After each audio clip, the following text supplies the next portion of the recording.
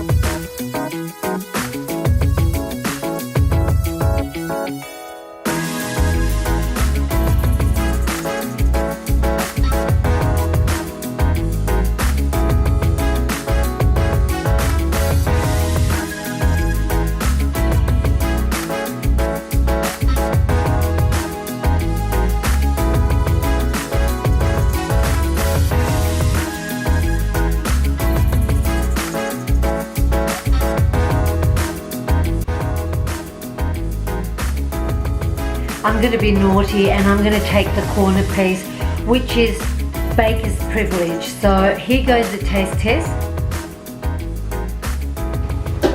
Now that's what I call a pound cake. It is absolutely delicious. It is sugar free, it's carb free. As you saw, the ingredients was just basically eggs, butter, cream cheese, almond meal and some vanilla essence and stevia. You could dress this up, but really why would you? You've still got that buttery feel, the cheese feel in your mouth. It's just got the right amount of sweetness, so it's not that sickly sweet kind of pound cake. It's light, it's fluffy, it's highly nutritious, low carb, sugar free. What more would you want? And it goes so well with any kind of tea, coffee. Hot tea? Yeah. I'm up for tea. Like Darjeeling or rose hips, something nice like that. For a Sunday afternoon.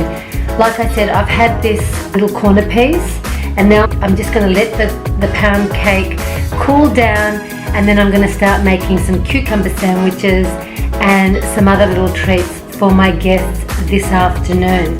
So on that note, I hope you enjoyed watching this video on how to make a delicious and beautiful keto vanilla butter pound cake. And if you did, please don't forget to subscribe to my channel, give it a thumbs up and make sure you click on the notification bell for all the upcoming videos. I'm going to list, as I always do, the recipe in the description box below, and I look forward to seeing you in my next video. Thanks again for watching. Bye for now.